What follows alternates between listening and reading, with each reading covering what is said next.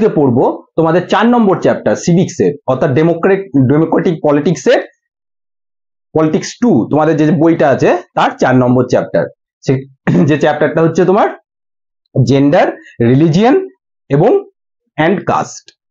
এটা একটা খুব একটা মানে অ্যাজ এ স্টুডেন্ট হিসেবে নয়, আমাদেরকে মানে সবাইকে এই কনসেপ্টটাকে কিন্তু আমাদের ভালো করে বুঝতে হবে, ঠিক আছে? যে জেন্ডার, রিলিজিয়ন এবং কাস্ট এবং এইটা নিয়ে যে পলিটিক্স, তাই তো? সুতরাং আমরা এখন পড়ছি সিভিক্স অথবা পলিটিক্যাল সায়েন্স, তাই না? তো এই পলিটিক্যাল সায়েন্সে এই যে তিনটে তোমাদের এই সমগ্র যে চ্যাপ্টার, এই চ্যাপ্টার তিনটে জিনিসের উপরেই কিন্তু তোমাদের এই চ্যাপ্টার ডিসকাস হবে, ঠিক আছে? রিলিজিয়ন থেকে আরম্ভ করে জেন্ডার, রিলিজিয়ন এবং কাস্টের উপর এবং তাদের এই নিয়ে তাদের পলিটিক্সের উপর। তো আমাদের যে সোসাইটি, ঠিক আছে, আমাদের সোসাইটি কিন্তু ডিফারেন্সেস কিন্তু আছে, তাই না? কারণ ডিফারেন্সেস ছাড়া কিন্তু সোসাইটি চলে না। On the basis of colour, ঠিক আছে, লোকেদের কারো গায়ের রং পরিষ্কার, কারো কেউ কালো, তাই তো, কেউ হুইটিস্ট, যেটা আমাদের হুইটিস্ট বলে, ঠিক আছে, কেউ ইয়োলিস্ট টাইপের, কেউ ধনী, কেউ বড়লোক, কেউ গরিব, তাই না? তো রিলিজিয়ানের দিক থেকেও বিভিন্ন রকমের রয়েছে, হিন্দু, মুসলিম, খ্রিস্টান, কিন্তু কি রয়েছে তাদের মধ্যে কিন্তু আবার সমতা রয়েছে। নারী, পুরুষ অর্থাৎ মেল, ফিমেল, সমাজে প্রত্যেকটা জিনিস রয়েছে। তো এই কারণ যদি সমাজে এই ডিফারেন্সেস না থাকে, ঠিক আছে, অর্থাৎ এই যে প্রত্যেকটা সেকশনের মধ্যে যদি একই ধরনের সেম সেকশন থাকে তাহলে কিন্তু সমাজ কিন্তু চলবে না, ঠিক আছে? কিন্তু এই যে তিনটে জিনিস অর্থাৎ রিলিজিয়ন, জেন্ডার, রিলিজিয়ন এবং কাস্ট, এই তিনটে হচ্ছে কিন্তু বেস, তাই তো? প্রত্যেকটা সোসাইটির বেস কিন্তু হচ্ছে এই তিনটে, কিন্তু এই তিনটের মধ্যে ডিফারেন্সেস আছে, ঠিক আছে? আমাদের ডেমোক্রেসিতেও কিন্তু কি রয়েছে, ডেমোক্রেসি, হেলদি ডেমোক্রেসির জন্য ডিফারেন্সেস থাকবে কিন্তু ইউনিটি থাকবে উইদিন দ্য ডিফারেন্সের মধ্যে, ডাইভার্সিটি উইদিন ইউনিটি, সেটা আমাদের একটা পার্ট। তো আমাদের এই যে চ্যাপ্টার এখানে পড়বো, যে হিয়ার উই, যে অ্যাকচুয়ালি আমাদের যেখানে চ্যাপ্টারটা রয়েছে, যে here we look 3 kinds of social differences, তিনটে সোশ্যাল ডিফারেন্স নিয়ে আমরা পড়বো। একটা হচ্ছে জেন্ডার, রিলিজিয়ন এবং caste that can take form the social division and inequalities, অর্থাৎ এই যে তিনটে ফর্ম, অর্থাৎ তোমার জেন্ডার, রিলিজিয়ন এবং কাস্ট, এইটা কিভাবে আমাদের সোশ্যাল যে ডিভিশন তৈরি করেছে, ঠিক আছে, এবং ইনইকুয়ালিটিস তৈরি করেছে অ্যামং দিস গ্রুপস, সেই সম্পর্কে কিন্তু আমরা পড়বো। কি দেখলাম যে সেক্সের ওপর থেকে কি সোশ্যাল এক্সপেকটেশন এবং যে স্টিরিওটাইপ, সেখান থেকে আমাদের সৃষ্টি হলো কিন্তু জেন্ডার। এবং এই জেন্ডার অর্থাৎ আমরা জেন্ডারে দেখলাম যে মেল ফিমেলের আলাদা আলাদা ক্রাইটেরিয়া দেখলাম, এবং এই সেই যে ক্রাইটেরিয়া অর্থাৎ যে সোশ্যাল এক্সপেকটেশন, সেখান থেকে আমাদের কি হলো যে পাবলিক, যে মানে পাবলিক বলতে পারি বা প্রাইভেট ডিভিশন সেক্টর অফ ওয়ার্কের সৃষ্টি হলো, তাই না? এখান থেকে আমাদের এই পোর্শনটা কিন্তু ক্রিয়েট হলো, ঠিক আছে, পাবলিক অ্যান্ড প্রাইভেট ডিভিশন। এখানে কি বলছে, the boys and girls are brought up, অর্থাৎ ছেলে মেয়েদেরকে বড় করা হয় কি হিসাবে, টু বিলিভ, এই বিশ্বাসের, কি বিশ্বাস, believe that the main responsibility of women, অর্থাৎ ওমেনদের রেসপন্সিবিলিটি কি, homework, housework and the bringing up the children, অর্থাৎ এই যে সোশ্যাল স্টিরিওটাইপ, এটা ওমেনদের উপর ইম্পোজ করে দেওয়া হলো, ঠিক আছে, যে মেয়েদের কাজ কি, তারা বাড়িতে থাকবে, বাড়ির কাজকর্ম করবে, তার সাথে কি হবে, যে বাড়ির যে চিলড্রেনদের ব্রিং আপ, অর্থাৎ শিশুদের লালন পালন করবে, এটাই মেয়েদের কাজ, ঠিক আছে? এটা কিন্তু আমাদের একটা স্টিরিওটাইপ।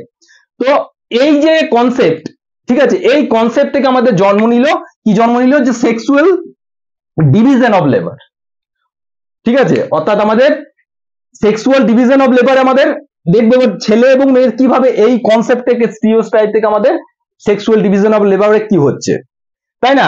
এখানে সেক্সুয়াল ডিভিশন অফ লেবারে কি হচ্ছে, এখানে দেখো যে ওমেন, ঠিক আছে, প্রথমটা কি বলছে, যে women do all work inside the house such as cooking, washing, tailoring থেকে আরম্ভ করে ব্রিঙ্গিং অফ দ্য চিলড্রেন থেকে আরম্ভ করে সমস্ত ধরনের কাজ কিন্তু করছে ঠিক আছে, আর men do all the work outside the work home.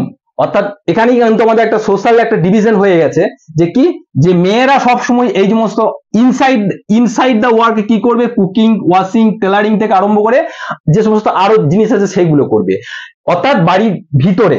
আর ছেলেরা কি করবে, men will do working outside the home. ঠিক আছে, তোমার নিজের বাড়িতেই দেখো, উদাহরণ দেখো, যে তোমার মা কি করছে কাজ কর্ম, তোমার বোন কি করছে, তোমার দিদি কি করছে, তোমার বাবা কি করছে, তোমার ভাই কি করছে, তোমার দাদারা কি করছে, তাই না? তারা সবসময় বাইরের আউটসাইডে কাজ কিন্তু তারাই করে, এবং বাড়ির কাজ যে সমস্ত কাজ আমাদের মায়েরাই করে থাকে, মায়েরা, বোনেরা, দিদিরা করে। তো এই জিনিসটা করে থাকে, কিন্তু এই জিনিসটা কিন্তু মানে সীমাবদ্ধ নাই, কি হচ্ছে, আবার দেখো সিনারিটা চেঞ্জ হয়ে যাচ্ছে। কখন চেঞ্জ হয়ে যাচ্ছে, দেখো এখানটাতে দেখো, দিস জবস, অর্থাৎ যে সমস্ত কাজগুলো, এই যে সমস্ত কাজগুলো তোমার ছেলেরা করছিল, ঠিক আছে, ইনসাইড দা, মেয়েরা করছিল ইনসাইড দা হাউস, কি, to be consider as their duty বা অব্লিগেশন। ঠিক আছে, যে সেই কাজটাই উমেনরা যেটা করছিল, সেই কাজটাই আবার this jobs paid for men. আবার এই সমস্ত কাজ যদি ছেলেরা করে, তখন তাদেরকে আবার পয়সা দেওয়া হয়, টাকা ইনকাম করে, and then men are ready to take up this work. অর্থাৎ যখন পয়সা পায়, তখন লোকেরাও কিন্তু এই কাজগুলো, তারা কিন্তু এই সমস্ত কাজগুলো তারাও কিন্তু টেক আপ করতে চায়। ঠিক আছে, অর্থাৎ তার মানে কি, বাইরে যে সমস্ত যাবে, আমরা ঘরে যে কাজগুলো বললাম মেয়েদের জন্য, সেই কাজগুলো যখন বাইরে ছেলেরা করবে, ঠিক আছে, কিন্তু সেই ইয়েতে তখন যখন তাদেরকে পেড করা হয়, তখন সেই কাজে কিন্তু তারা পয়সা পায়। টেলারিং ক্ষেত্রে দেখো ছেলেরা, তুমি রেস্টুরেন্টে তুমি দেখবে বাড়িতে যত খাবার দাবার কি হচ্ছে, মায়েরা বানাচ্ছে, কিন্তু তুমি বাইরে যাবে, সামান্য একটা বাড়ির স্কুলের বাইরে গিয়ে দেখবে যে ঠেলা লাগিয়ে যে রয়েছে, সে দেখবে আঙ্কেল বাইরে কে, সে ছেলে, ফুচকা বিক্রি করছে সেও ছেলে, তুমি মোমো টোমো যা খাবে সব ঠেলাতে, রেস্টুরেন্টে যে সমস্ত কাজ করে তারাও দেখবে ছেলে। ঠিক আছে, কিন্তু আবার সেম জিনিসই দেখো বাড়ির ভেতরে কি করছে, আমরা কনসিডার করছি এদেরকে এইগুলো মেয়েদের কাজ, তাই না? তাহলে হচ্ছে কি না, যে sexual division of the labour হচ্ছে তো, হ্যাঁ, যে মেয়েদেরকে সেই কাজগুলো আমরা বাড়ির ভেতরে করছি বলে তাদেরকে কনসিডার করে দিচ্ছি, যে এদেরকে বলে দিচ্ছি তোমাদের কাজ, কিন্তু সেই সমস্ত কাজগুলোই আমরা কি করছি, সেই কাজগুলোই কিন্তু আমরা ঘরের বাইরে করলে কিন্তু আমরা তার জন্য যখন পয়সা পাচ্ছি, তখন আমরা ওই সমস্ত কাজগুলি we are ready to take up this works. বোঝা গেল? তারপরে কি বলছে দেখো, এবার 3 নম্বর বলছে, women do same sort of paid work. অর্থাৎ সেই সমস্ত যে সমস্ত কাজের জন্য ছেলেরা টাকা পাচ্ছে, সেই টাকাগুলো যদি মেয়েরাও কিছু সর্ট অফ পেড ওয়ার্ক, তারাও যদি কিছু পেড ওয়ার্ক করে, in addition to the domestic লেবারের বাদ দিও, but this work is not valued and does not get recognition। অর্থাৎ তাদের সেই কাজটাকে তখন কি হয়, ভ্যালু দেওয়া হয় না, এবং তাদেরকে সেই কাজটাকে রেকগনাইজ করা হয় না, কারণ আমরা কনসিডারই করে নিয়েছি এই সমস্ত কাজগুলো যে তাদের, মানে কি বলবো, তাদের অব্লিগেশন, তাদের দায়িত্ব, they are accountable to do this work. ঠিক আছে, for the sake of their family, তাই না? অর্থাৎ তার মানে কি হলো, যে এই সমস্ত কাজগুলো মেয়েরা করছে ফ্যামিলিতে, এবং যে সমস্ত কাজগুলো মেয়েরা করে সেইগুলোই, যে সে কাজগুলো মানে পুরুষেরা they are ready to take up this work for, যদি তাদেরকে পে করা হয়। ঠিক আছে, আবার কিছু কিছু কাজ, যে সমস্ত কাজগুলো মেয়েরা করছিল, এই সমস্ত কাজের জন্য যদি মেয়েদেরকে পে করা হয়, বা তারা যদি কিছু সেখান থেকে সর্ট অফ পেড ওয়ার্ক করছে, কিন্তু বাড়িতে এসে কিন্তু তাদের সেই কাজটাকে ভ্যালু দেওয়া হয় না। ঠিক আছে, হ্যাঁ, যে আমার বাড়িতে মা রান্না করছে, ইয়ে করছে, তো ঠিক আছে, আমরা কোনোদিন কোনো রান্না খারাপ হয়ে গেলে কি হলে রেগে, কি রান্না করেছো, তাই না, হ্যাঁ রান্না হয়নি, ভালো হয়নি, একদিন নিজে রান্না করে দেখো কেমন লাগে, তাহলে বুঝতে পারবে। তাহলে অর্থাৎ কোনো ওয়ার্কিং ওম্যান যদি থাকে, সে অফিসে গিয়ে সারাদিন কাজও করছে, ঠিক আছে, উপরন্ত দেখা গেল দুজন ফ্যামিলি মেম্বার, দুজনে হাজব্যান্ড ওয়াইফ, দুজনে কি করছে, সার্ভিস করছে। তো হাজব্যান্ড ওয়াইফ তো সারাদিন বাইরে রয়েছে, তো হাজব্যান্ড এসে বাড়িতে কি করলো, এসে আরাম করে সবাই বসে টিভি দেখতে লাগলো। ঠিক আছে, এটাই হয় সাধারণত। আবার সেই তোমার ওয়াইফটাকে কি করছে, আবার বাড়িতে এসে রান্না বান্না এসে সমস্ত কি করছে, তাহলে সে পেড ওয়ার্ক বাইরে করেও তাকে ফ্যামিলিতে এসে সে তাকে কিন্তু তাকেও আবার এই সমস্ত কাজগুলো তাকে আবার করতে হচ্ছে, যে কাজগুলোকে আমরা কি আমরা ভ্যালু দিই না, এবং আমরা সেগুলো রেকগনাইজ পর্যন্ত করি। বোঝা গেল? তাহলে আমাদের কিভাবে এই যে জেন্ডার যে সিস্টেম, যে সোশ্যাল যে এক্সপেকটেশন, সেখান থেকে কিভাবে আমাদের লেবার সেক্টরে কিন্তু কিভাবে কি আমাদের যে সেক্সুয়াল ডিভিশন অফ লেবারে, অর্থাৎ আমাদের ইম্প্যাক্ট দেখছি পাবলিক এবং প্রাইভেট ডিভিশন, জেন্ডারের যে জেন্ডার ইনইকুয়ালিটি, অর্থাৎ সমানভাবে কিন্তু সব কিন্তু কন্ট্রিবিউট হচ্ছে না। তাই তো? অর্থাৎ তাহলে সমানভাবে করতে হবে। তাহলে এই করতে গেলে কি হবে, এই যে সিচুয়েশন, এই সিচুয়েশন থেকে ওভারকাম করার জন্য কিছু ফেমিনিস্টের জন্ম হবে।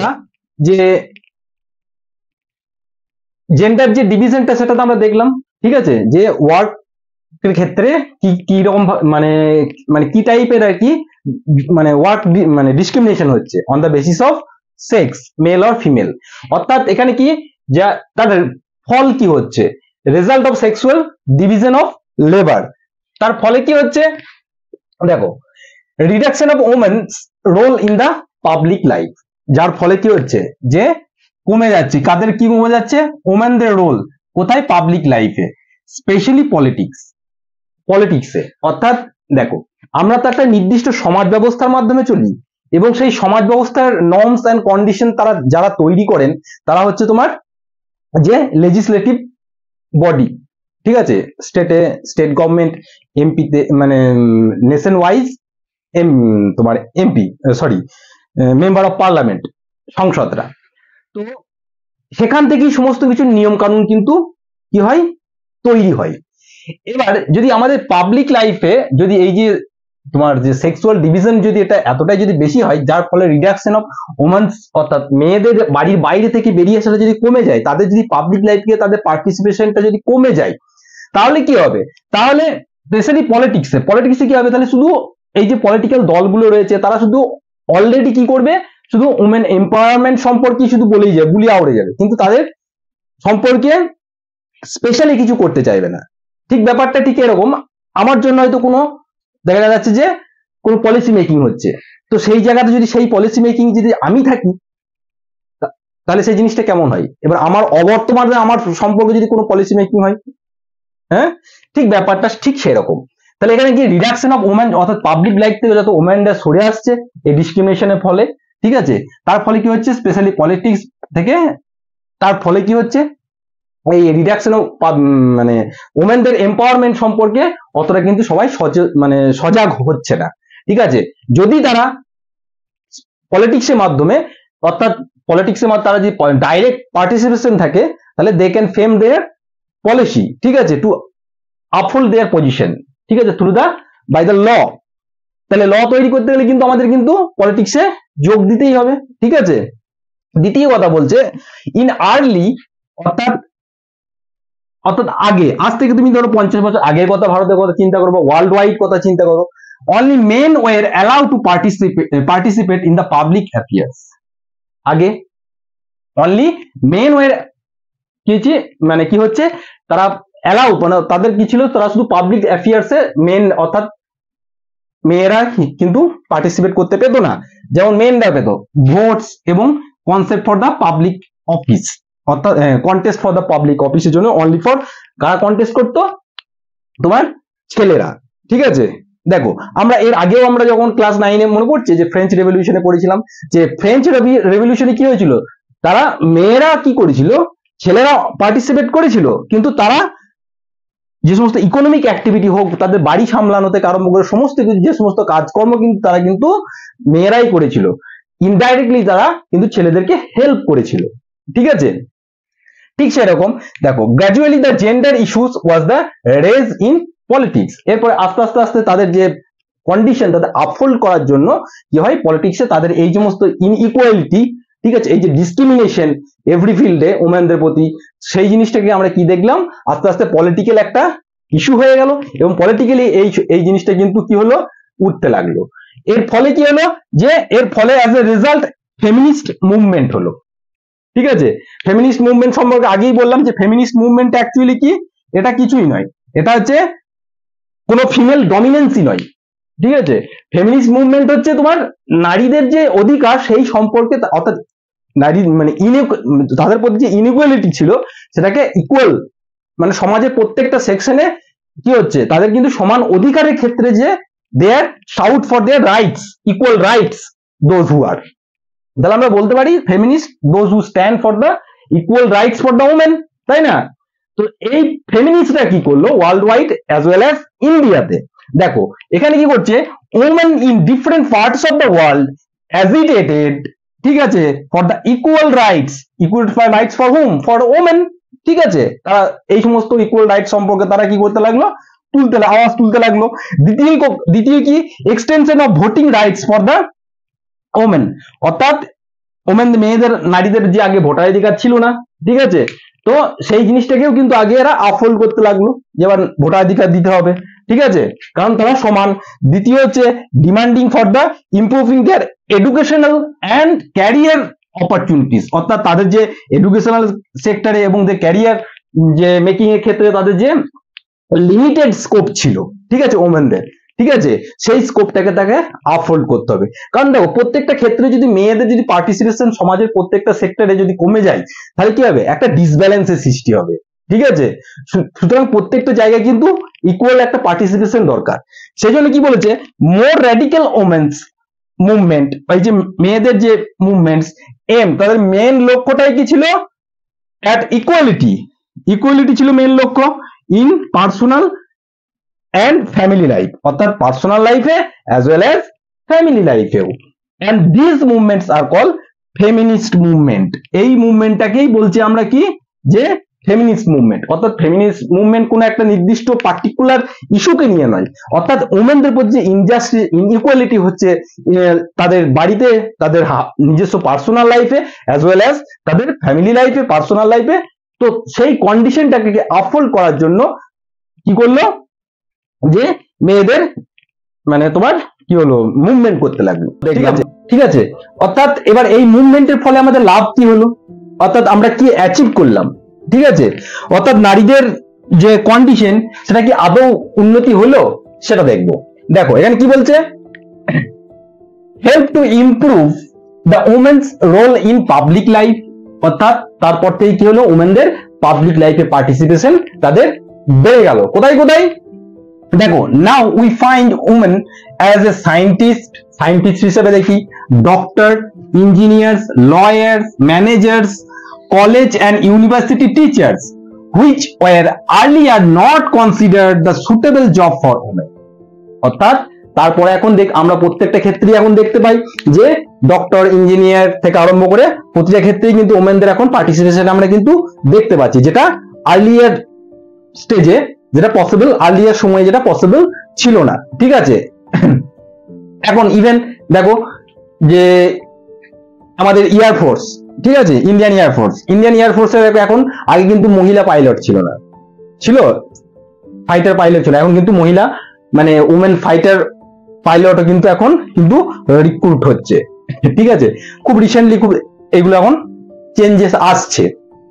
তারপর কি দেখো, in some parts of the world the Scandinavian মানে কি, অর্থাৎ এই যে ইউরোপের ম্যাপটা তোমরা লক্ষ্য করবে যে ইউরোপের ম্যাপটা কেমন, এই যে এরকম টাইপের এরকম চলে গিয়েছে, দিয়ে এই যে মাথা এইরকম করে, হ্যাঁ এই যে এরপরে যে গিয়েছে আর কি, ঠিক আছে। অর্থাৎ ইউরোপের যদি ম্যাপটা যদি দেখা যায়, তাহলে এই যে এই পার্টটাতে এইখানে অনেকগুলো দেশ রয়েছে, অর্থাৎ নরওয়ে, সুইডেন থেকে আরম্ভ করে এইদিকে রয়েছে আইসল্যান্ড, এই যে পার্টটাকে ইউরোপের ম্যাপের এই পার্টটাকে বলা হয় স্ক্যান্ডিনেভিয়ান। এই স্ক্যান্ডিনেভিয়ান কান্ট্রিতে কি আছে, সাচ অ্যাজ কোন কোন কান্ট্রি, যেটা বললাম নরওয়ে, সুইডেন, ফিনল্যান্ড, ঠিক আছে। Participation of women in public life is very high, অর্থাৎ এই স্ক্যান্ডিনেভিয়ান কান্ট্রিগুলোতে যে উমেন্স পার্টিসিপেশনে তার অংশীদারিত্ব, ভাগিদারিত্ব কিন্তু আমাদের এই সমস্ত দেশের থেকে, এই সমস্ত ডেভেলপড বা ডেভেলপিং, আন্ডার ডেভেলপের কথা তো ছেড়েই দাও, তো ডেভেলপিং কান্ট্রি থেকে কিন্তু অনেক বেশি, ডেভেলপ কান্ট্রি থেকে ইউএসএ, আমেরিকা এদের থেকেও কিন্তু এদের পার্টিসিপেশন অনেক বেশি। এবার কিছু কিছু ক্ষেত্রে আমরা দেখব, অর্থাৎ এখনো কিন্তু আমাদের কান্ট্রি বা আরো অন্যান্য কান্ট্রিতে আমরা কি দেখলাম যে কিছু স্ক্যান্ডিনেভিয়ান কান্ট্রিতে তারা উমেনরা ঠিকই ফুললি ডেভেলপ, তারা রাইট মোটামুটি পেয়েছে, তার সত্ত্বেও আমাদের মানে কি রয়েছে, আমাদের সোসাইটি, আমাদের মেল ডমিনেটেড সোসাইটি, ঠিক আছে। ওটা অ্যাকচুয়ালি এখানে রয়েছে পেট্রিয়ার্কাল সোসাইটি। এই পেট্রিয়ার্কাল সোসাইটি মানে কি, অর্থাৎ in our country and other কান্ট্রিও বলতে পারি, in others male dominated patriarchal society women face some following problems. আচ্ছা, এই পেট্রিয়ার্কাল সোসাইটি মানে কি, পেট্রিয়ার্কাল সোসাইটি মানে হচ্ছে মেল ডমিনেটেড সোসাইটি, অর্থাৎ ইভেন তোমাদের ফ্যামিলিতেও দেখবে যে এখনো কি তোমাদের মেজরদের ডিসিশন সেটা কি করে, সেটা তোমাদের বাবা কিংবা অর্থাৎ পুরুষরাই নিয়ে থাকে এবং মেয়েরা তাতে সহমত প্রকাশ করেন। ঠিক আছে, অর্থাৎ এই যে পুরুষতান্ত্রিক সমাজ, অর্থাৎ সমস্ত কিছু ডিসিশন, মেজর ডিসিশন তারা পুরুষরাই নেয়, সেটা কি বলা হয়, পেট্রিয়ার্কাল সোসাইটি। এবার এই পেট্রিয়ার্কাল সোসাইটি থাকার জন্য ওমেনদের কি কি প্রবলেম ফেস করতে হয় দেখো। দেখো প্রথমে কি রয়েছে, দ্য লিটারেসি রেট আমাদের ইন্ডিয়ার ক্ষেত্রে the literacy rate among women only 54%। কত? 54%। ঠিক আছে, কম্পেয়ার উইথ দ্য 76% এবং মেন উইথ, অর্থাৎ যদি লিটারেসি ইকুয়ালিটি যদি সমান থাকতো তাহলে এই যে ছেলে আর মেয়ের সমান এডুকেশন পেতো। ঠিক আছে, দেখো এখানে এদের 54% আর ছেলেদের হচ্ছে 76%। আবার কি দেখো, গার্লস ড্রপ আউট, অর্থাৎ স্কুল থেকে যে গার্লস যারা কিছু ড্রপ আউট মোর, তাদের কিন্তু মোর, বিকজ তার কারণ কি, parents prefer to spend there resources for their baby boys education, তাই না? এটা ইভেন কি কয় যে আমরা নারী মানে অধিকার সম্পর্কে বলছি, ঠিক আছে, ইনইকুয়ালিটি সম্পর্কে বলছি, কিন্তু অনেক ক্ষেত্রে এটা কিন্তু মেয়েরাও প্রেফার করে যে মেয়েদের থেকে তার ছেলে সন্তানের প্রতি তার কি হয়, মানে বাৎসল্য বেশি। ঠিক আছে, কারণ ছেলে স্বর্গের বাতি দেবে, তাই না? তো এই যে একটা কনসেপ্ট, কারণ তাদের কাছে মেয়ে মানে কি, মেয়ে মানে হচ্ছে যে পড়াশোনা করছে দেখা গেল একটা ফ্যামিলিতে দুটো, একজন ছেলে একজন মেয়ে, তো দেখা গেল যে দুজনেই পড়াশোনাতে কিন্তু ভালো, কিন্তু তাদের একটা কনসেপ্ট থাকে ফ্যামিলি মেম্বাররা, যেহেতু তাদের আর্নিং যদি কম হয় তাহলে মানে ফার্দার স্টাডির জন্য কাকে প্রমোট করে, ছেলেটাকেই প্রমোট করে, কারণ মেয়েটাকে বলে কি ওর তো বিয়ে টিয়ে হয়ে পরবর্তীকালে সে তো পরের বাড়ি চলে যাবে। ঠিক আছে, এই যে একটা মাইন্ডসেট, এই মাইন্ডসেটের জন্য কিন্তু গার্লস এডুকেশন কিন্তু ড্রপ করছে। ঠিক আছে, তার সাথে সাথে মানে ড্রপ আউটও, স্কুল থেকে গার্লসদের ড্রপ আউটের পরিমাণটাও বেশি। এটাই হচ্ছে আমাদের, কারণ আমরা সবসময় সমাজে আমাদের কি চাইছি, যেহেতু আমাদের মেল ডমিনেটেড সোসাইটি, আমাদের ছেলের প্রেফারেন্সটাই আমাদের কিন্তু বেশি। ঠিক আছে, তারপরে কি বলছে, the portion of the women among the highly paid অর্থাৎ valued jobs are still very small, অর্থাৎ যে সমস্ত হাইলি পেড জবস সেগুলোতে ওমেনদের কন্ট্রিবিউশন কিন্তু এখনো কম। ঠিক আছে, তার মানে এখন সমান ইকুয়াল মানে এস্টাবলিশ হয়নি। মানে হাই রেটেড যদি বলা হয় যে হাই স্কিল জব কোনগুলো, যে ম্যানেজার পোস্টে বিভিন্ন, তারপর বিভিন্ন সায়েন্টিস্ট, বিভিন্ন কলেজের অ্যাডমিনিস্ট্রেটিভ বা কোনো এই সমস্ত বইয়ের ক্ষেত্রে দেখো এখন আমাদের ইভেন যদি আমরা দেখতে যাই যে প্রধানমন্ত্রী, ভারতের প্রধানমন্ত্রী কজন মেয়ে হয়েছে, একমাত্র ইন্দিরা গান্ধী, এতজন মানে ম্যাক্সিমাম তো ছেলে প্রধানমন্ত্রী। রাষ্ট্রপতি কতজন হয়েছে, এতজন যে রাষ্ট্রপতি ছিল তার মধ্যে মাত্র 2 জন। ঠিক আছে, প্রতিভা দেবী সিং পাটেল আর এখন বর্তমানে রয়েছেন দ্রৌপদী মুর্মু। ঠিক আছে, তো এদেরকে বাদ দিয়ে তো সবই তো মেল। তো এই সমস্ত, তাছাড়া যেটা বললাম যে ইভেন ইন্ডিয়ান এয়ারফোর্সে যেটা এখন কি হচ্ছে, সব তো মেল ফাইটার জেট পাইলট, এখন ইভেন মেয়েরাও আসছে, কিন্তু তাদের সংখ্যাটা কম। ঠিক আছে, অর্থাৎ ইভেন মানে ব্যাংকের ম্যানেজার থেকে আরম্ভ করে প্রতিটা ক্ষেত্রে সব কিন্তু এই যে হাইলি মানে জব মানে পেড জবস এর ক্ষেত্রে মেয়েদের পার্টিসিপেশন কিন্তু কম। তার কারণই হচ্ছে কি, আমাদের এই যে মেল ডমিনেটেড সোসাইটির জন্য। তারপরে কি বলছে, দ্য ইকুয়াল, তাহলে এই দুটো হলো 3 নম্বর। দেখো দ্য ইকুয়াল কি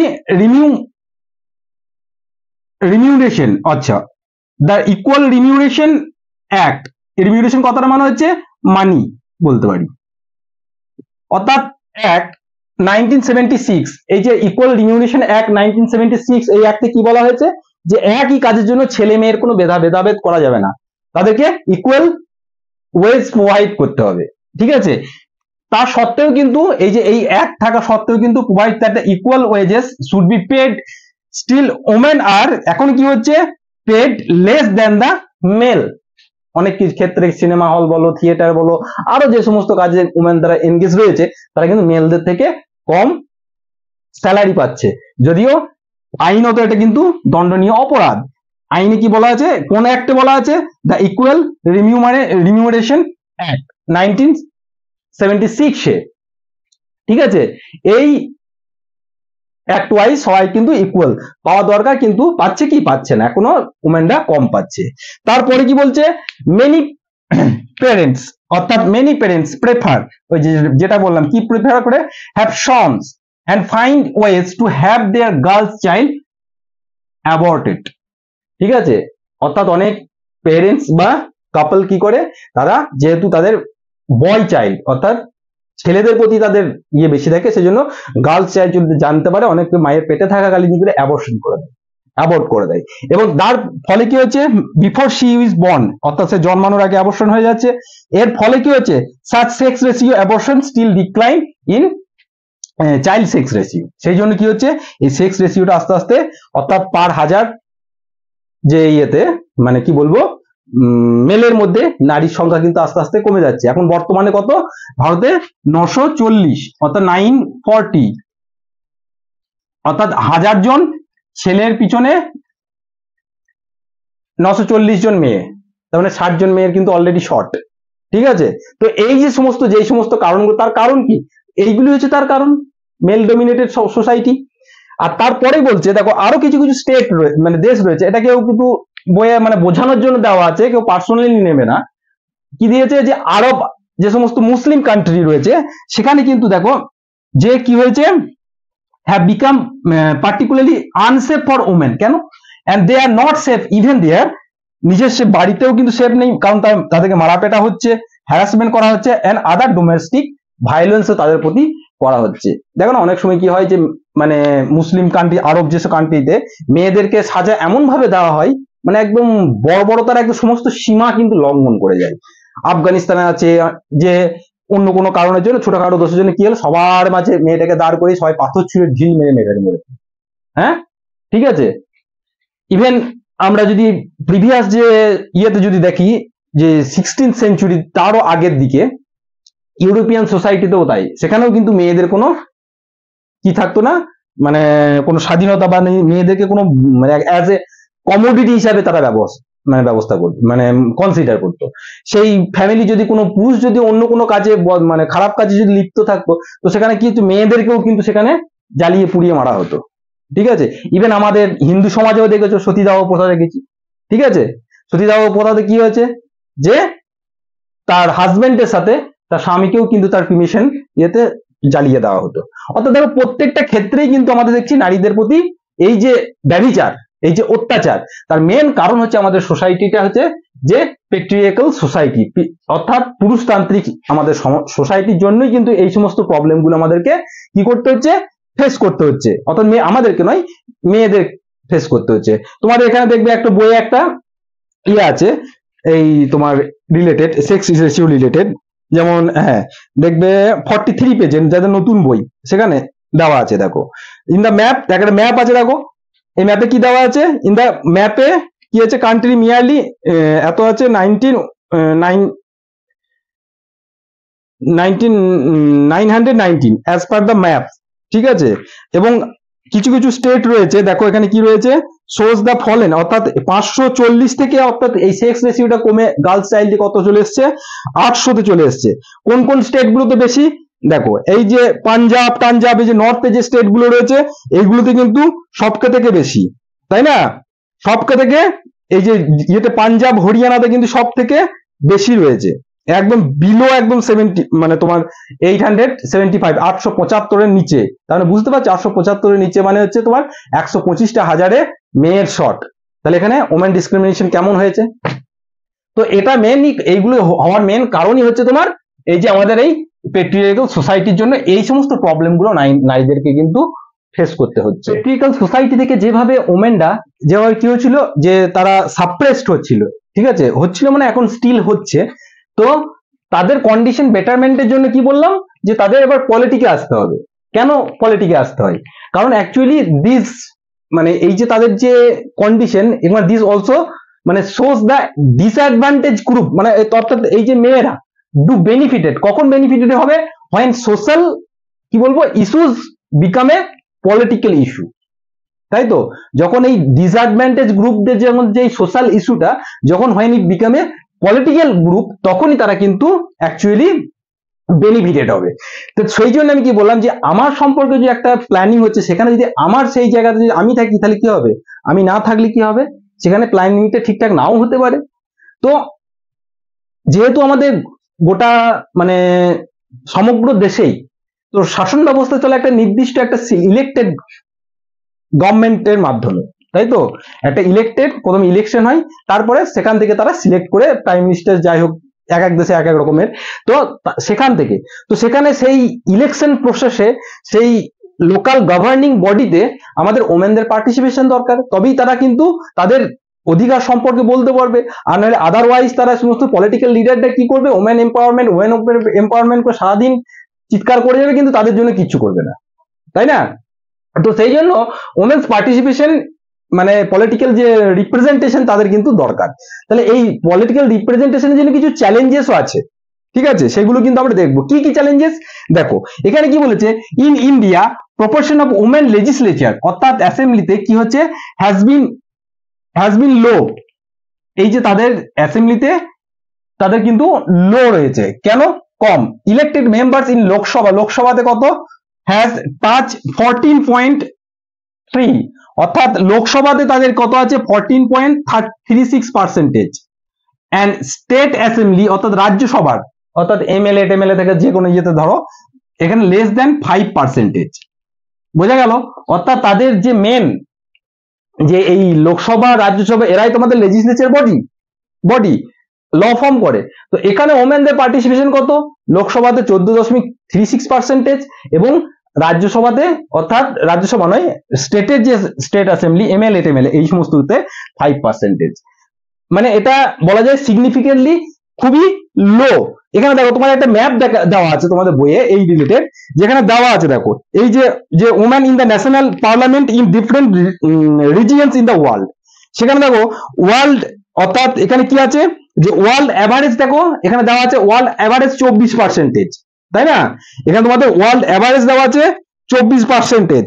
এখানে দেখো নর্ডিক কান্ট্রিজ এবং আমেরিকাস অর্থাৎ Latin America, Europe, Saudi Arabia, Asia, Arab state এবং কি প্যাসিফিক, এই সমস্ত স্টেটের পরে কিন্তু ইন্ডিয়া স্থান রয়েছে। দেখো একদম ইন্ডিয়া লাস্টে রয়েছে। ওমেন্স পার্টিসিপেশন কত, 11.8। বোঝা যাচ্ছে?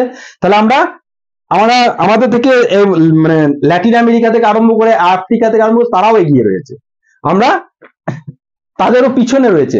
মানে আমাদের মানে আমরা কত পিছনে তাহলে রয়েছি। এবার ব্যাপার হচ্ছে তাহলে কিভাবে এদেরকে আপহোল্ড করা যায়। এবার কিভাবে আপহোল্ড করব, দেখো তার সলিউশন কি। সলিউশন করতে গেলে আমাদের কি করতে হবে, তাদেরকে হাতে প্রোভাইড করতে হবে, তাদেরকে মানে পাওয়ার কি করতে হবে, দিতে হবে। সেজন্য এটা শুরু হবে একদম গ্রাসরুট লেভেল থেকে, ঠিক আছে? আমাদের যে অ্যাডমিনিস্ট্রেটিভ সিস্টেম একদম লাস্ট পর্যায়ে কি আছে, লোকাল গভর্নিং বডি, যাকে আমরা পঞ্চায়েত বলি রুরাল এরিয়াতে, মিউনিসিপ্যালিটি বড় এরিয়াতে কর্পোরেশন বলি, তাই না? এবার সেই জন্য কি হচ্ছে, টু সলভ দ্য প্রবলেম, এই সিচুয়েশনটাকে সলভ করার জন্য, এই যে তাদের যে লেস পার্টিসিপেশন সেটাকে সলভ করার জন্য, is to make the legally এবং কি হচ্ছে binding to have the a fair the proportion of women in the elected bodies, অর্থাৎ একটা নির্দিষ্ট ফিক্সড একটা ল করতে হবে এবং সেখানে সেখানে নির্দিষ্ট সেই প্রপোর্শনে মেয়েদের ভাগিদারিত্ব একদম ফিক্স করতে হবে বাই ল। যদি কোনো একটা লোকাল গভর্নিং এর কোনো পঞ্চায়েতে দেখা গেল যে অনেক মানে সিট রয়েছে, ঠিক আছে, তো সেই একটা স্টেটে যতগুলো পঞ্চায়েত দেখা গেল যে 30% দেখা গেল যে ওমেনদের জন্য কি হলো, কনস্টিটিউট করা হলো, প্রিজার্ভ করা হলো, সেটা মানে ফিক্স ল করতে হবে। দ্বিতীয় বলছে 1/3 seats of the local government bodies is panchayat, এই যেটা বললাম যে তার 1/3 সিট করতে হবে লোকাল গভর্নমেন্ট বডিতে, হয় panchayat, and the municipalities reserve for the women, অর্থাৎ কন্টেস্ট যখন হবে এবং মিউনিসিপ্যালিটি এবং পঞ্চায়েতের তার 30% অর্থাৎ 33% বা 1/3% কিন্তু কি করতে হবে, ওমেন প্রিজার্ভ করতে হবে, ওমেনদের জন্য সিটটা প্রিজার্ভ করতে হবে, তবেই তারা কিন্তু কন্টেস্ট করতে পারবে, তবেই তারা আস্তে আস্তে পার্টিসিপেশন করবে। এখন দেখো ওমেনদের আচ্ছা তোমার পলিটিক্সে বা যে কোনো ইয়েতে তাদের অংশীদারিত্ব আস্তে আস্তে বাড়ছে, তাই না? এবং তারপরে দেখো নাও দেয়ার আর মোর দেন 10 lakh elected women representatives in rural and urban areas, urban bodies, অর্থাৎ এই যে তোমার মিউনিসিপ্যালিটি এবং পঞ্চায়েত এবং কর্পোরেশন সব মিলিয়ে এখন মোটামুটি কি হচ্ছে 10 লাখ ওয়ার্কিং ইন্ডিয়াতে কি করছে, কাজ করছে। তাই না? কারা? এই যে ওমেনরা এখানে কাজ করছে। কিন্তু সেই এখানে তো লোকাল, আমরা কি দেখলাম যে লোকালি এটা ইমপ্রুভ করছে, ঠিক আছে, কিন্তু এই যে যেখানে ল ফর্ম মেকিং যে বডিগুলো লোকসভা, রাজ্যসভা থেকে আরম্ভ করে স্টেট অ্যাসেম্বলি, এখানে কিন্তু এখনো ওমেনদের ঠিকঠাক ইমপ্রুভমেন্ট হচ্ছে না। কেন হচ্ছে না? তাহলে এখানে আমাদের কোশ্চেনটা কি, এখানে কেন হচ্ছে না? কারণ আমাদের ঠিক ইন্টেনশনটা নেই। কারণ এই যে ওমেন এদের সিট প্রিজার্ভ করার জন্য এই যে বিল লোকসভাতে মোটামুটি এখনো বিগত 10 বছর ধরে আটকে পড়ে রয়েছে, ঠিক আছে, প্রত্যেকটা পার্টি আসছে যাচ্ছে, কিন্তু এই ওমেন যে বিল, তাদের যে ফিক্সড একটা ইয়ে করা, যে লোকসভা রাজ্যসভাতে ফিক্স তাদের রিজার্ভ করা, এখানে যেমন লোকাল বডিতে 1/3 করা হয়েছে, এরকম একটা বিল কিন্তু এখনো পাস হয়নি। প্রায় 10 বছর ধরে, 1 ডিকেড ধরে কিন্তু এই রাজ্যসভাতে পড়েই রয়েছে, ঠিক আছে।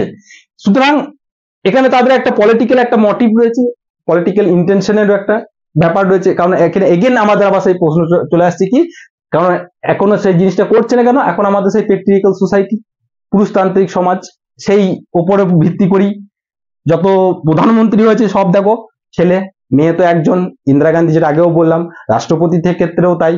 অর্থাৎ কখন তারা বেনিফিটেড, অর্থাৎ এই যে তাদের যে দাবি, সেইটাকে যখন তারা পলিটিক্যালি যখন রেজ না করবে, অর্থাৎ এই যে তাদের যে সাপ্রেশন হচ্ছে, ঠিক আছে, অর্থাৎ this shows that the disadvantage group, অর্থাৎ ওমেনরা ডু বেনিফিটেড কখন, when the social issues become the political issue, তখনই কিন্তু এটা সম্ভব হবে। অর্থাৎ এখানে কিন্তু এই চ্যাপ্টারটার ফার্স্ট যে পিলার, 3টে পিলার এই চ্যাপ্টার, একটা জেন্ডার, রিলিজিয়ন এবং কাস্ট, ফার্স্ট যে পিলার সেটাকে আমরা কিন্তু কমপ্লিট করলাম। এবার নেক্সট পরের ভিডিওতে নেক্সট যেটা, সেটা রিলিজিয়ন নিয়ে দেখবো।